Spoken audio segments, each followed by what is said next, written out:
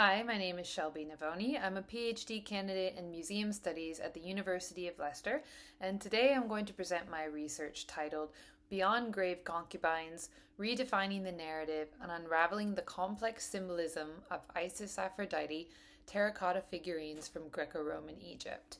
I'm currently working on preparing this research for publication, so if you have any feedback, please feel free to email me at snn9@leicester.ac.uk.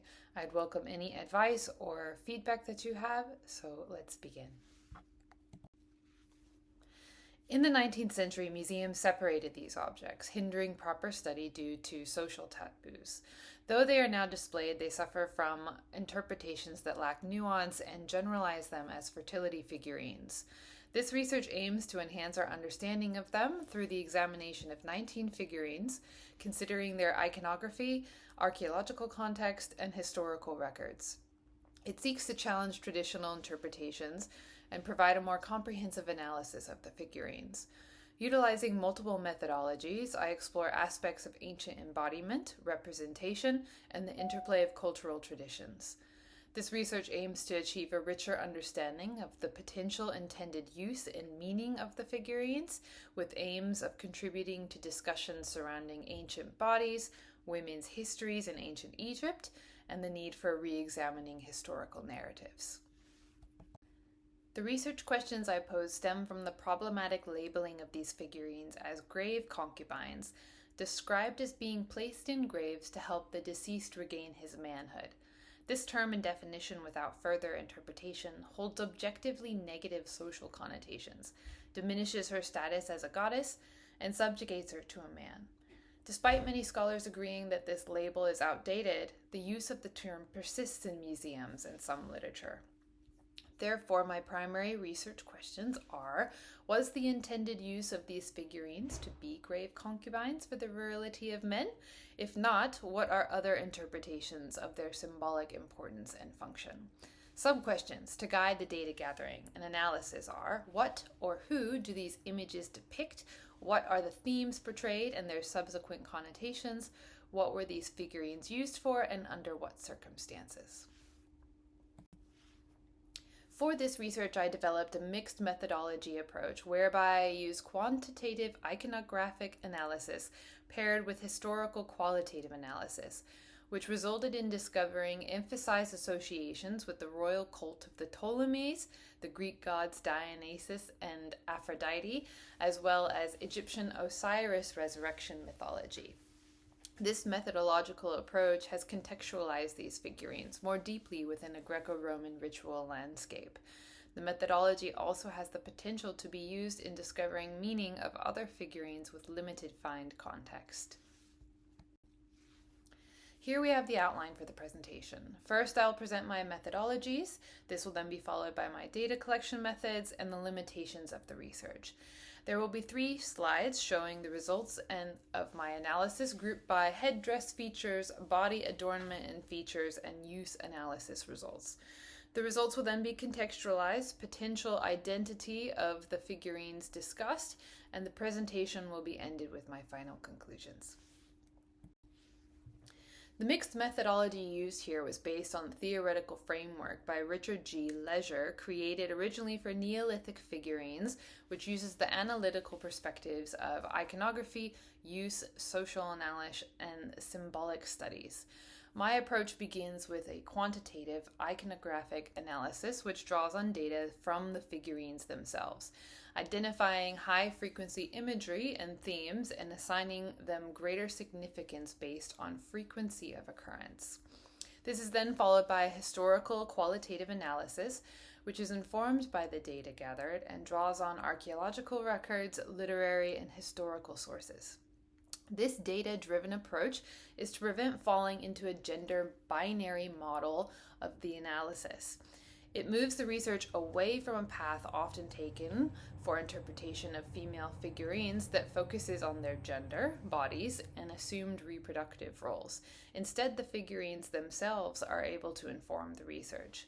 Themes such as ornamentation, accessories, coding strategies, semiotics, and their subsequent connotations are analyzed in an order determined by the frequency with which a particular feature appears. 19 Isis-Aphrodite figurines from European and US museums were chosen for analysis.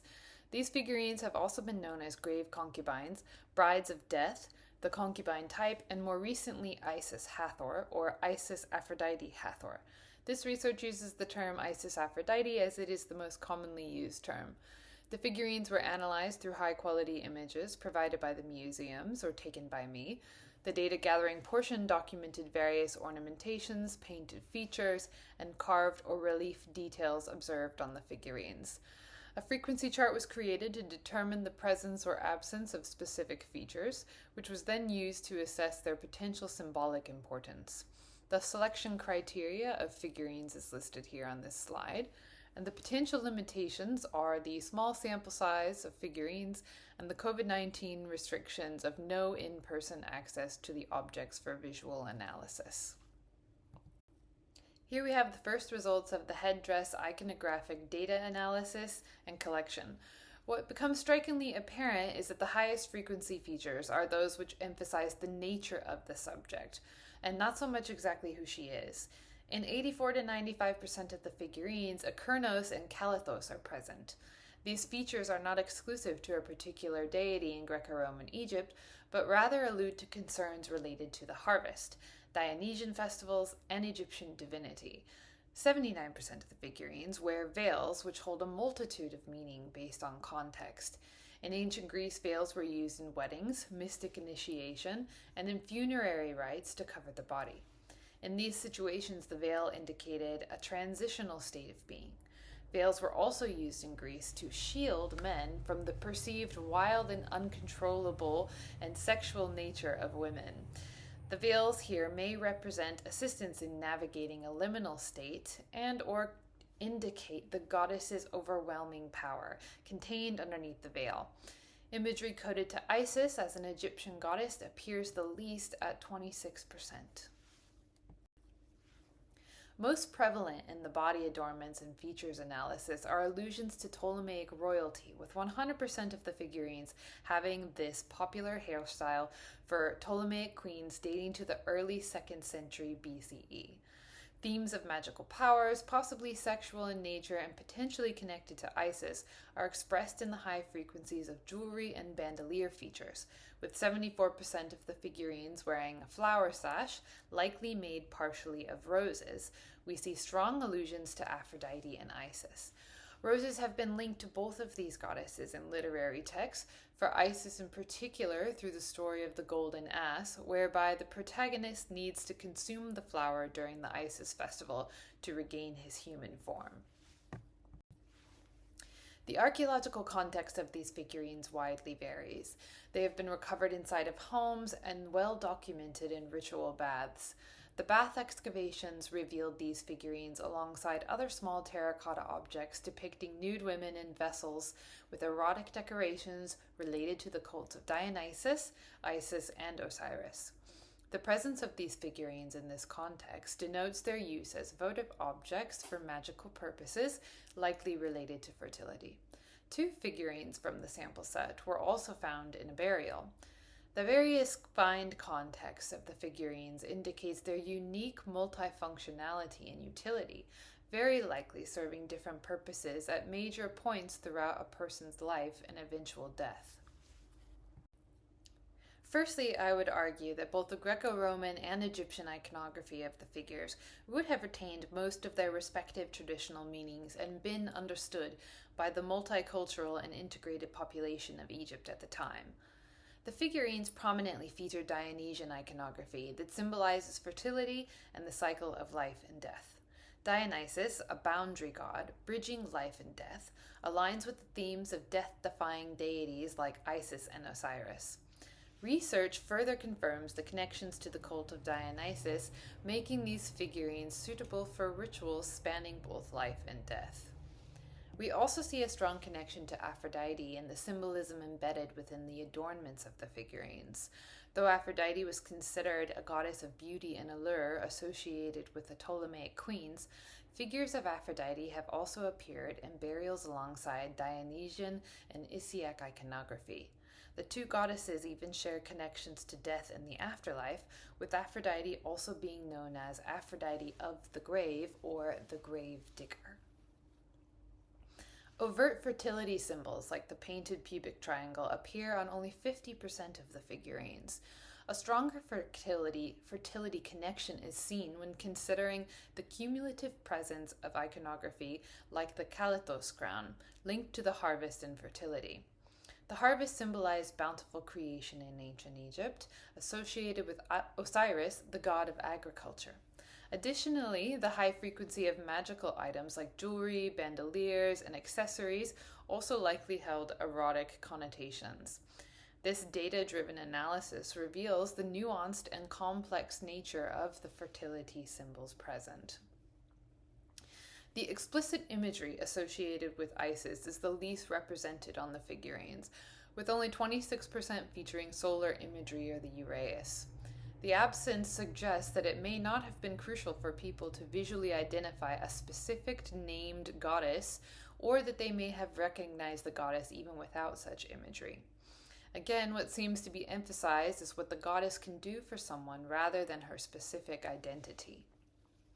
The diverse contexts in which these figurines were found make it challenging to provide a generalized interpretation of their intended use. The meaning of specific iconography, like the veil, would have varied depending on the context. Scholars agree that they had multiple purposes and could have been used in both magical rituals and domestic cult settings, making it necessary to consider a range of interpretations based on the devotee's supposed desired outcomes in different scenarios. Returning to one of the primary questions of is she a grave concubine, we need to contextualize our interpretation within Egyptian beliefs regarding creation, the afterlife, and the significance of fertility within these contexts. Sexual potency was considered linked to preserving life.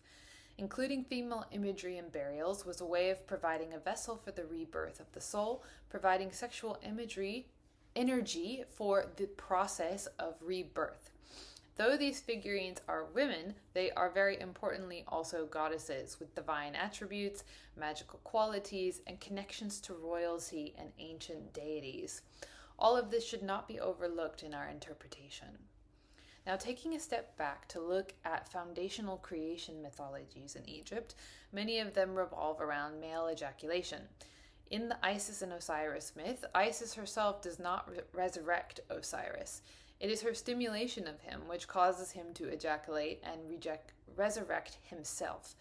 Therefore, it is plausible that within a burial context specifically, these figurines could have served as a personal Isis for the deceased, fulfilling a critical ritual function for resurrection. If the intended purpose of the figurines was to act as a stand-in for Isis to recreate the rebirth, the figurines would need to be Isis, so the anonymous and passive terms of concubine or bride would be inappropriate for these figurines. Though they may have served a role with fertility at its core, these figurines would have embodied a more active role, a higher status, and importance to individuals seeking their own afterlife and transformative journey. For these figurines in particular, it's been proven that the old labeling is far too simplistic, generalized, and outdated. A more comprehensive description could highlight their multifaceted symbolism and cultural significance in just a few sentences. If I could rewrite museum labels for all of these figurines, it would read something like this. Isis. This captivating Egyptian figurine displays a fusion of iconography connected to the goddess Isis, the royal cult of the Ptolemies in Egypt, to the Greek deities Aphrodite and Dionysus, and likely served as an object for devotion and rituals concerned with rebirth and fertility. Similar figurines have been found in domestic shrines, ritual bath settings, and burials, attesting to their multi-purpose function in both life and death to their user. By adopting a holistic, multi-methodology approach to analyzing these figurines, the biography of them has been expanded greatly. This research also highlights the need for revisiting old narratives and interpretations of ancient objects. As museums continue to seek ways of staying relevant in a rapidly evolving world, it's important that they seek to uncover new stories that are of interest to a world that is hungry for more minority and women's histories. Thank you very much.